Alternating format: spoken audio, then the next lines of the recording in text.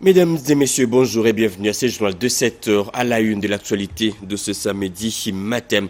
Révision constitutionnelle, la SENCO en concertation avant de se prononcer. Les évêques de l'église catholique se sont retirés pendant 3 jours, soit du 18 au 20 juin, pour une session de réflexion consacrée au débat. Objectif, avoir une décision finale sur les changements de la loi fondamentale. On en parlait au début de ce journal.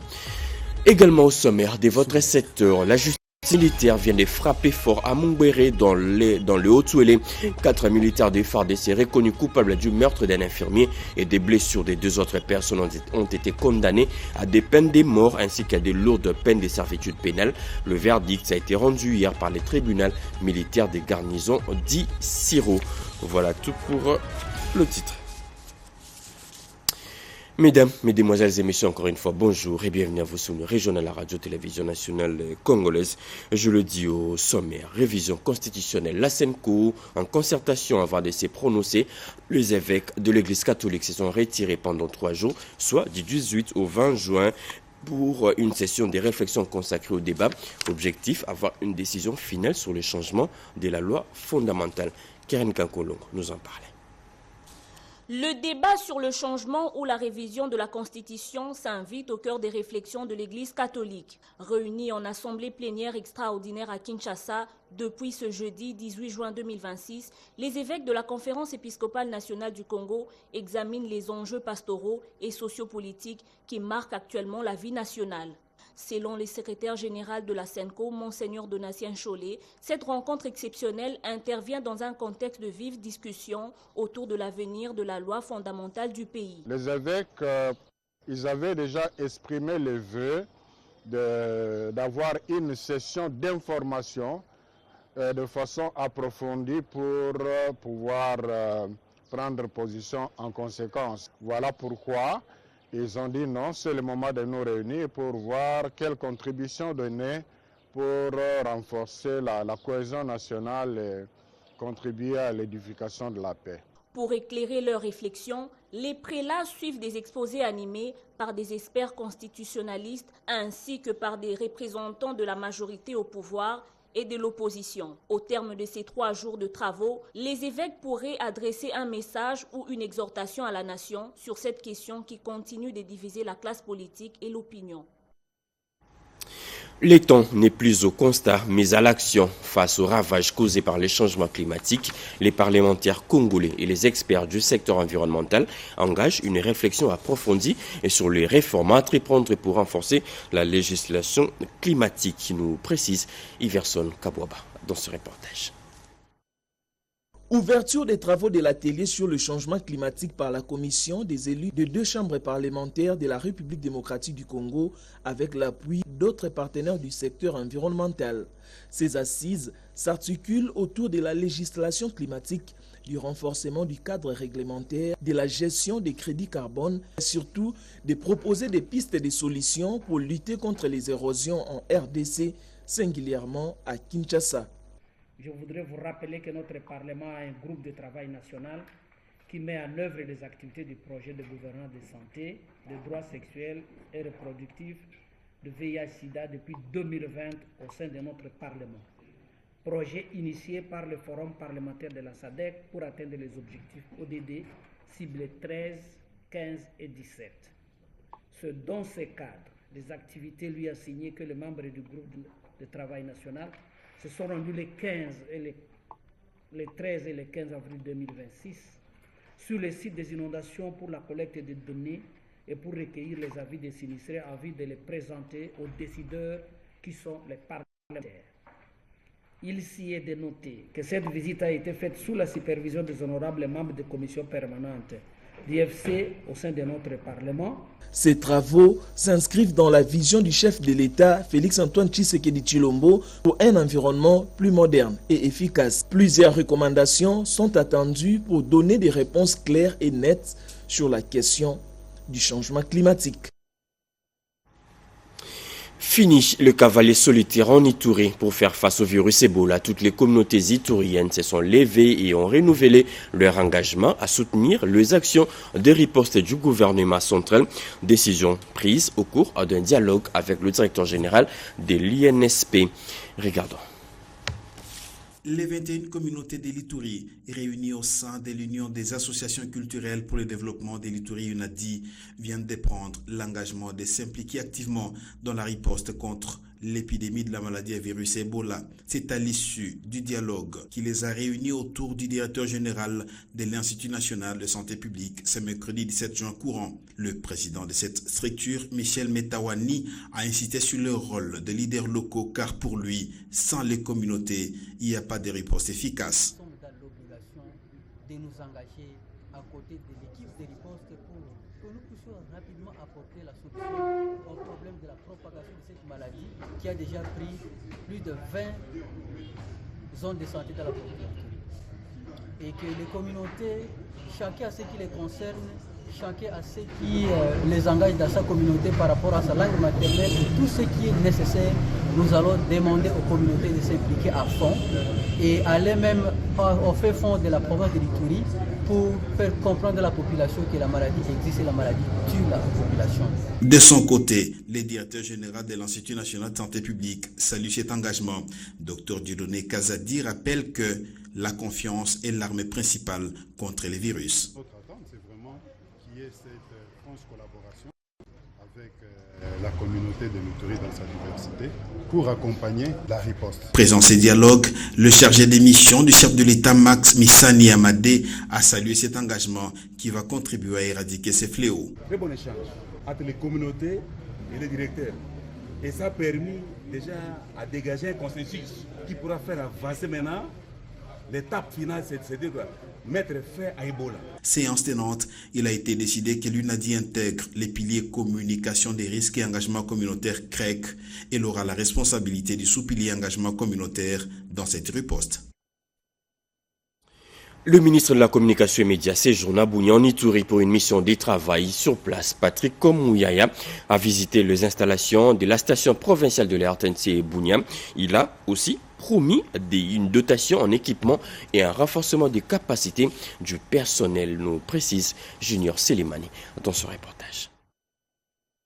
Du 109 pour la RTNC Bunia, le ministre de la Communication et des Médias, Patrick Mouyaya, promet de renforcer les capacités techniques et humaines de la station provinciale pour la rendre plus compétitive. Une promesse faite ce vendredi lors de sa visite des installations de ces médias publics. Le ministre en a profité pour lancer un message crucial de sensibilisation contre le virus Ebola. C'est une visite qui redonne le sourire aux agents des médias publics. En Ituri, Patrick Mouyaya a palpé du doigt les réalités de la RTNC Bunia, promettant un coup d'accélérateur pour sa modernisation. Au-delà des infrastructures, le ministre a profité du micro de la RTNC pour appeler la population à la vigilance et à la mobilisation générale afin de vaincre l'épidémie d'Ebola qui sévit dans la région.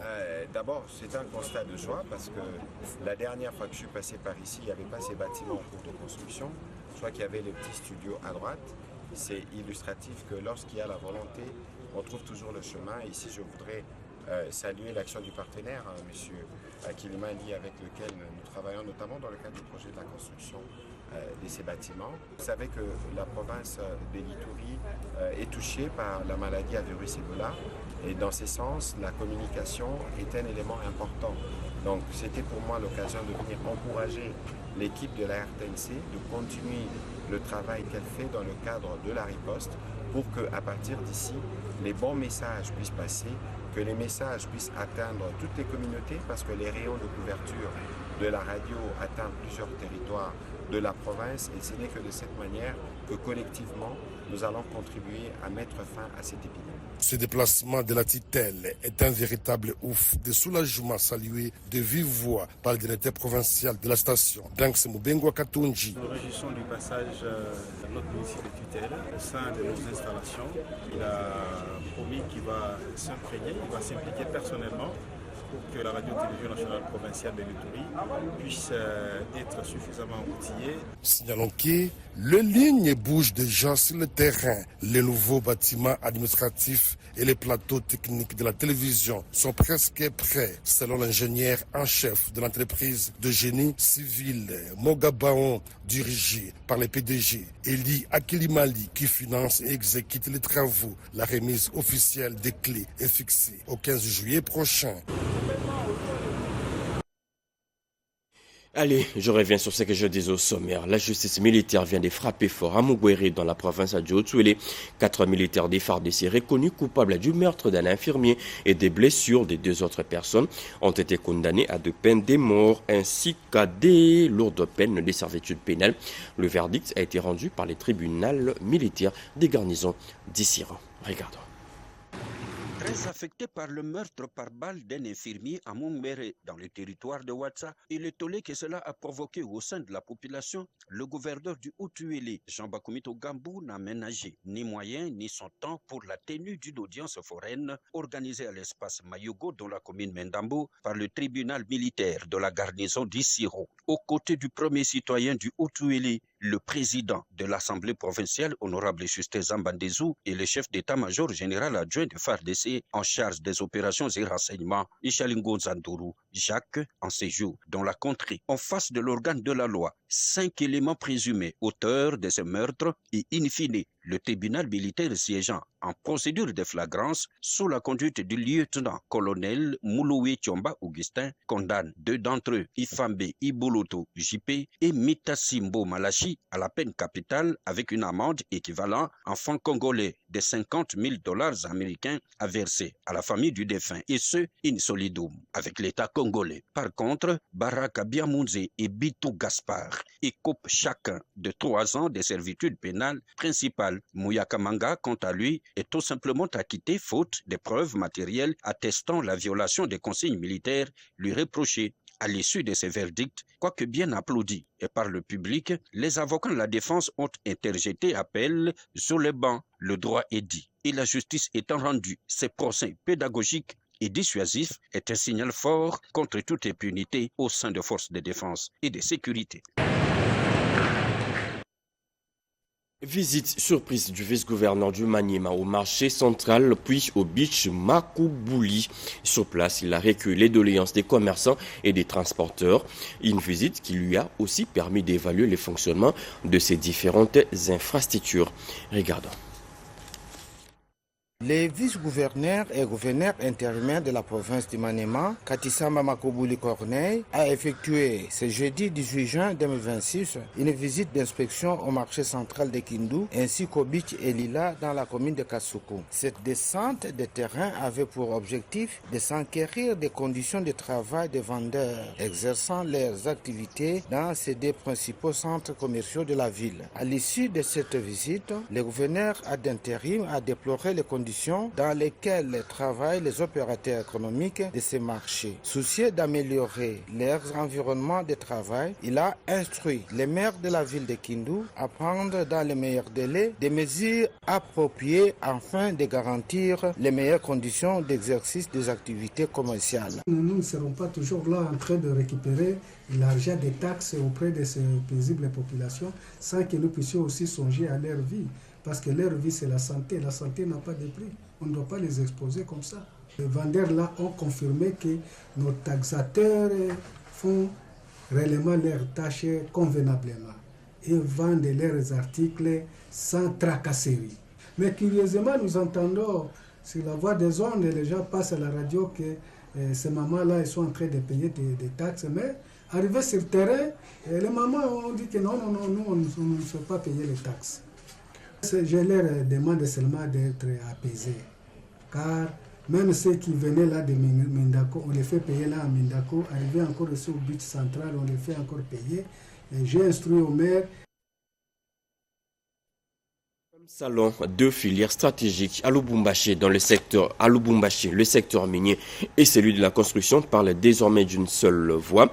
Expo Béton vient de renforcer son partenariat avec DRC Mining Week, une dynamique mise en lumière lors de la 20e édition du forum minier lancé dans le Haut-Katanga par le ministre de Mines Nadine Futuka. Nous en parlait.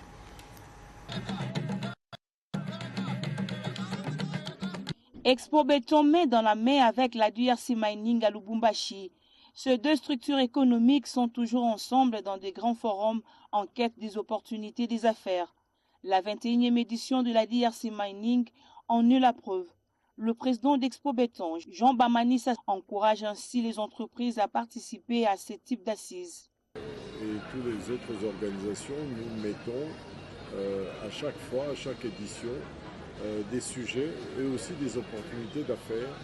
Et ceux qui sont vraiment certains de vouloir investir en RDC ne manqueront pas d'y être.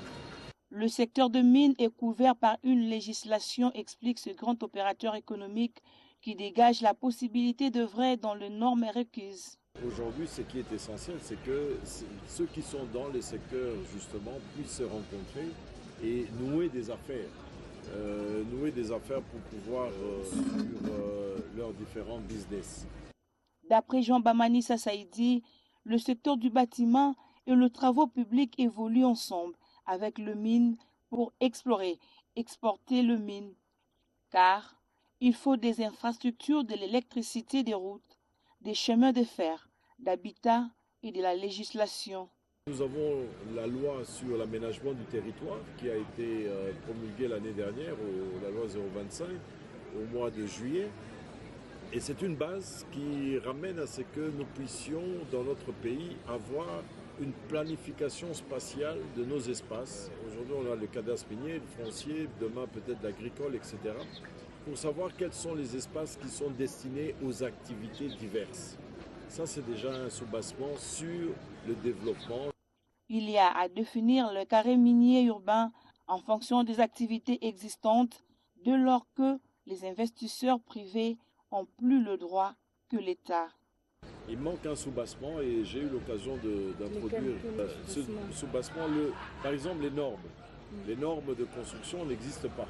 Le constat est que chacun construit sans loi ni code sur l'humanisme, un ordre d'urbanisme et la mise en niveau du personnel sont recommandés pour éradiquer le mot qui court dans les secteurs d'urbanisme.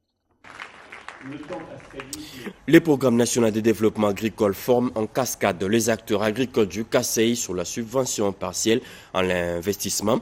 Objectif, apprendre aux coopératives et agripreneurs à monter des dossiers bancables pour moderniser leurs exploitations.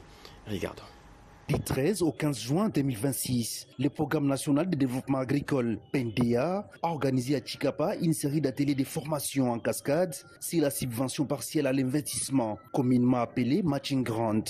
Ces formations ont réuni les parties prenantes du secteur agricole ainsi que les moniteurs agricoles. Les travaux ont été ouverts et clôturés par le ministre provincial de l'Agriculture, Jacob Pembelongo, en présence des députés provinciaux, des chefs de division, des représentants de la société civile et de plusieurs invités des marques. Au cours de son exposé, Jean-Jean Samba, spécialiste en matching grant au sein du PNDA, a présenté ces mécanismes de financement destinés à soutenir les petits producteurs agricoles et leurs organisations dans la réalisation d'investissements productifs. L'objectif de cet atelier, c'est de doter les personnalités et les institutions provinciales de toutes les informations relatives au matching grant du PNDA. Le matching grant, c'est une subvention partielle à l'investissement qui aide à léser certaines contraintes qu'on rencontre lors de l'édition du PNDA. Pour les organisations de paysans, c'est 10% du besoin. Et pour les MPME qui sont dans le secteur agricole, c'est 30% du besoin. Les participants à ces assises n'ont pas caché leur satisfaction. Le matching ground, pour nous, c'est très salutaire. Parce que nous trouvons qu'en RDC, le contexte agricole a un sérieux problème, surtout pour avoir l'accès au financement. La subvention partielle à l'investissement s'inscrit dans la sous-composante 1.2 du PNDA, consacrée à l'assistance technique et aux services financiers nécessaires à la mise en œuvre des investissements agricoles. Mandaka, dans la province de l'Équateur, l'on veut mettre la forêt sous la loi. Un député provincial propose un édit portant création, organisation et gestion de parcs à bois. Objectif, planter et transformer localement. Regardons. L'élu de la circonscription électorale de Lokole, Alexis Nkumu Isangola Amelima, a motivé cette proposition d'édit en se basant sur les forêts de l'Équateur, qui constituent un patrimoine exceptionnel qui doit contribuer au développement de cette province. Notre province est l'une des plus riches de la République en ressources forestières. L'exploitation illégale, l'absence de mécanismes efficaces de traçabilité, la fraude, les manques de contrôle et les désordres observés dans la circulation des produits forestiers privent notre province des ressources importantes qui pourraient servir à améliorer les conditions de vie de nos populations.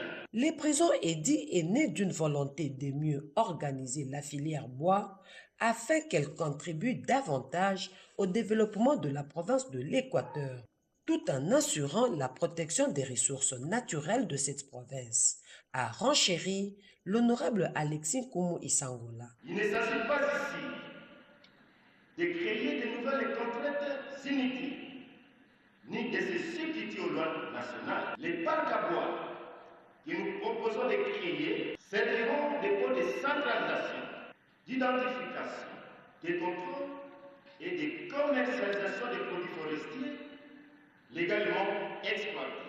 L'édit prévoit également la création du label bois légal de l'Équateur BLT ensuite. La présentation de l'économie de cette proposition d'édit à la plénière était jugée recevable à l'unanimité par le député provincial de l'Équateur. Il attend son adoption avant d'être transmis au gouverneur de province pour sa promulgation. Faut-il toucher à la Constitution? Eh bien, à Mbandaka, le débat est ouvert. L'Assemblée provinciale a réuni experts et acteurs politiques pour décortiquer son tabou. La question au cours d'une conférence débat voulue républicaine pour éclairer l'opinion. Mimi Etaka. Les gouverneurs de province Boloko Bolombo Bobo, les membres de son gouvernement, plusieurs autorités politico-administratives, les partis politiques membres de l'Union sacrée de la nation ont pris part à cette conférence républicaine. L'honorable président de la première institution de l'Équateur, Maître Clovis Elongama, a salué les efforts consentis par le chef de l'État pour la stabilisation des institutions, avant d'évoquer quelques notions de droit constitutionnel. La province de l'Équateur étant l'une des provinces qui soutient la vision prestigieuse de son Excellence le Président de la République, chef de l'État, Félix Antoine Tshisekedi Tshilombo. Elle a préféré placer la barre très haute et faisant passer pour la locomotive. Nos frères qui ont une pensée contraire à celle du chef de l'État doivent pas seulement appliquer l'article 64 dans son premier alinéa, mais doivent se référer également du même article en son alinéa 2e. Trois intervenants se sont succédés, à savoir l'honorable rapporteur vigilant Bozoko, le rapporteur adjoint Ezekiel Amboukani, et enfin le chef de travaux Blanchard Nyamangonda. Après un débat citoyen, le speaker de la première institution a clôturé ses assises en ces termes. Notre peuple votera oui pour ces référendums. C'est parce que nous avons démontré les faiblesses de cette constitution et ce rebelle-là nous a légué sa signature ici. Nous devons changer notre constitution pour élaguer les noms de Joseph Kabila. Cette rencontre de haute portée politique a permis aux Équatoriens d'adhérer au changement de la Constitution. Le méthodiste Wesleyen veut éteindre le feu en mettant un terme au conflit communautaire qui frappe le territoire des Congolos dans la province du Tanganyika. Son évêque a été reçu par les coordonnateurs nationaux du PDD et RCS. Ensemble, ils préparent un dialogue communautaire pour réconcilier les populations, nous dit Peggy Mukunda dans ce commentaire. Les préparatifs vont bon train en prélude du dialogue communautaire à Kongolo dans la province de Tanganyika en vue de la contribution à la résolution des différents conflits qui affectent les communautés de cette partie du pays. À ce sujet, le coordonnateur national du programme de désarmement, démobilisation, relèvement communautaire et stabilisation PDDRCS, Jean de Dieu Désiré Ntangantita, s'est entretenu avec l'évêque de l'église méthodiste Wesley, Pascal Mwamba. Un dialogue qui s'inscrit dans le cadre de la mise en œuvre du plan opérationnel provincial du PDDRCS Tanganyika, lesquels prévoient notamment l'installation de la commission Vérité et Réconciliation en lien avec la participation active des chefs coutumiers du territoire. Le coordonnateur national du PDDRCS, Jean de Dieu Désiré Ntangantita, s'est réjoui de l'engagement manifeste de l'église méthodiste Wesley en faveur de la stabilisation de la province de Tanganyika. Occasion également pour le patron du PDDRCS de sensibiliser les hommes de Dieu à s'investir davantage sur le plan spirituel, moral et social afin de contribuer efficacement à la résolution des conflits communautaires et à la consolidation durable de la paix. Les guichets uniques veut aller plus vite pour accompagner dans la province du Haut-Katanga. Reçu par le gouverneur, sa délégation a discuté des mécanismes pour réduire le délai, sécuriser les opérations et aussi rendre le secteur plus compétitif dans le coin. Christine Linson pour la suite. En cette période de la tenue de DRC Mining Week 2026 à Lubumbashi dans le Haut-Katanga, les responsables des différents secteurs sont en train de nouer des contacts avec le gouverneur de cette province, Martin Kazembe Tshula. Les cas du PCA, du guichet unique, Jean-Baptiste Kongolo Kabila, à ses côtés, les DG intermaires, Yolène Kayakez Moutonde. Il était question du guichet unique dans son aspect commerce extérieur. Échanger avec lui sur certains problèmes qui concernent nos services, notamment ceux qui concernent le commerce extérieur, dans le cadre du guichet unique intégral du commerce extérieur. Nous avons été très bien reçus par son Excellence Monsieur le Gouverneur. Nous lui avons posé certains problèmes auxquels il a trouvé immédiatement solution et nous continuons à œuvrer de commun accord pour assurer la continuité de nos services. Le gouverneur Martin Kazembe, qui a été d'une oreille attentive, proposerait d'accompagner ses dirigeants pour assurer la continuité de ses services de l'État dans sa province. À Banzangungu, dans le Congo central, les manuels scolaires seront réécrits pour intégrer les notions sur les violences basées sur le genre. Le gouvernement provincial vient de lancer les travaux de finalisation du curriculum sur la masculinité positive. Experts de l'éducation et partenaires techniques planchent sur une feuille de route et sur les modules des formations. Regarde. Et si l'école devenait le premier rempart contre les violences basées sur le genre? C'est les paris engagés par le gouvernement congolais à Banzangungu où ont été lancés les travaux de finalisation de l'intégration de la masculinité positive dans les curricula scolaires.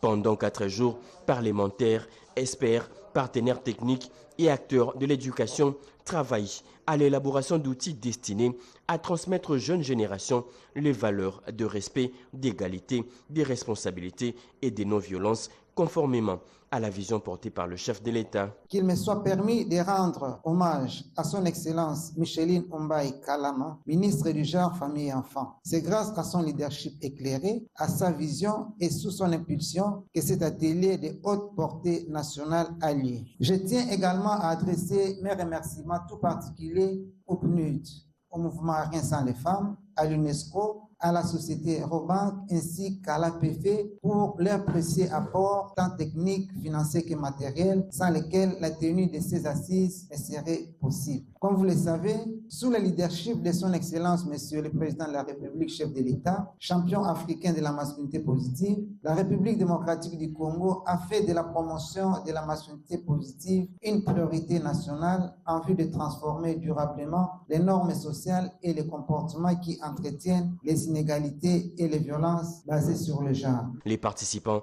devront notamment finaliser une feuille de route, un module de formation des formateurs et un mécanisme institutionnel de validation pour assurer une intégration effective de cette approche dans le système éducatif congolais. Quel profil pour l'élève congolais de Daman? Eh bien, c'est à cette question que tente de répondre le cadre d'orientation curriculaire en cours de validation à Kinshasa. Experts, décideurs et partenaires éducatifs sont réunis pour examiner ces documents stratégiques. Christine Lenzo. L'avenir du système éducatif de la République démocratique du Congo est au centre des débats au cours de cet atelier de validation du cadre d'orientation curriculaire du secteur de l'éducation nationale, un moment décisif et d'une importance capitale car le cadre d'orientation curriculaire constitue un instrument stratégique, structurant, porteur d'une vision renouvelée de l'éducation en RDC, une vision orientée vers la cohérence, l'équité et l'égalité. La vision de son Excellence, Monsieur le Président de la République, chef de l'État, Félix Antoine Tshisekedi Tshilombo, place l'éducation au cœur du développement national. Elle affirme que l'école doit être le lieu où se préparent les compétences, la citoyenneté, la cohésion sociale et la capacité du pays à se projeter dans l'avenir. Il a été élaboré par des experts congolais, profondément ancrés dans les réalités du système éducatif national de la RDC et enrichi par l'apport d'un expert international ayant partagé des expériences comparatives et des standards reconnus à l'échelle mondiale. L'UNESCO réaffirme à cet égard sa pleine disponibilité à accompagner le gouvernement de la République démocratique du Congo dans ses prochaines étapes décisives. Nous nous réunissons aujourd'hui pour valider un document essentiel. À travers ces cérémonies ouvertes par la ministre d'État, ministre de l'Éducation nationale et Nouvelle Citoyenneté, en présence du secrétaire général, du directeur et autres experts, acteurs du système éducatif, l'UNESCO s'est dit fier d'avoir accompagné ces processus aux côtés des autorités nationales en apportant un appui à la fois technique et financier. À ces cadres d'orientation curriculaire, fruit d'un travail collectif remarquable, véritable garantie de qualité, de pertinence et d'appropriation. Le lycée Montemampico de Kasavubu a battu l'Institut Mobokoli de Lingwala lors de la finale du concours interscolaire de génie en herbe. Une victoire célébrée en présence de la diaspora Vanessa Mungumba, venue sensibiliser les élèves à transformer leur intelligence en projet concret et en esprit d'entrepreneuriat. La suite avec Rodépana.